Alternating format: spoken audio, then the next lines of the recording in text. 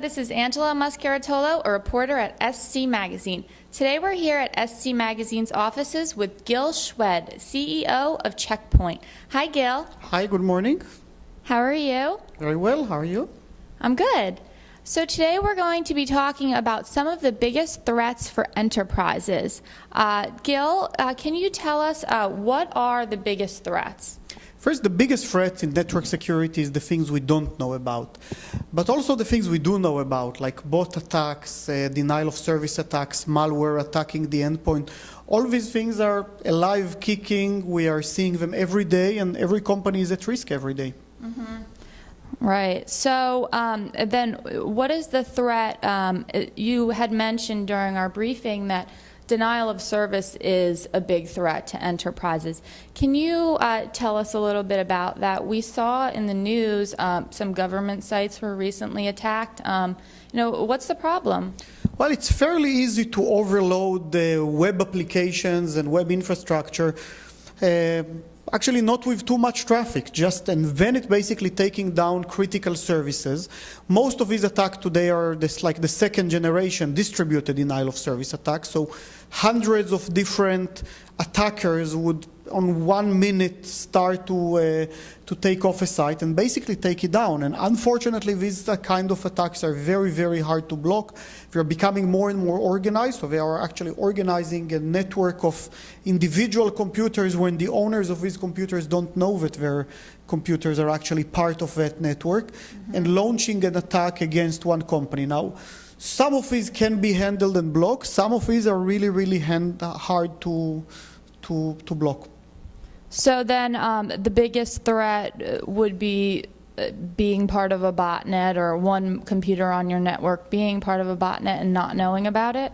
Well, the biggest threat is if you're being attacked. Of course, you don't want to cooperate and help others do that, and many companies are part of these botnets and have computers that are remotely activated to cause damages to others, and of course, that's a big embarrassment if you're part of it.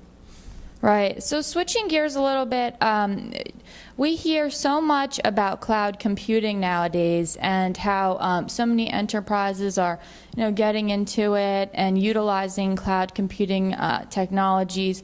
But you had some interesting viewpoints on it. What are your thoughts about the security of cloud computing? So clearly, cloud computing is an important phenomenon and something that can drive businesses and help businesses.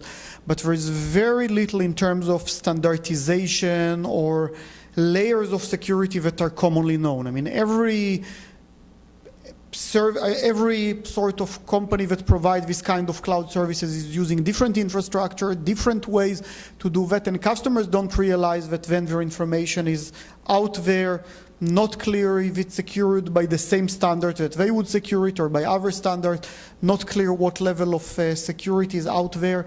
And I think there needs to be a big industry push to create more common layers of security. So if I'm a customer, I'm giving my data to someone, I'll know exactly how it's being controlled, and I know that there are at least minimal levels of security that are being taken. I'm not trying to criticize anyone. I think that the companies that are providing cloud services are aware of that and are trying to do their best. But let's remember, their job is not security. Their job is providing other services to customers over the net. Right.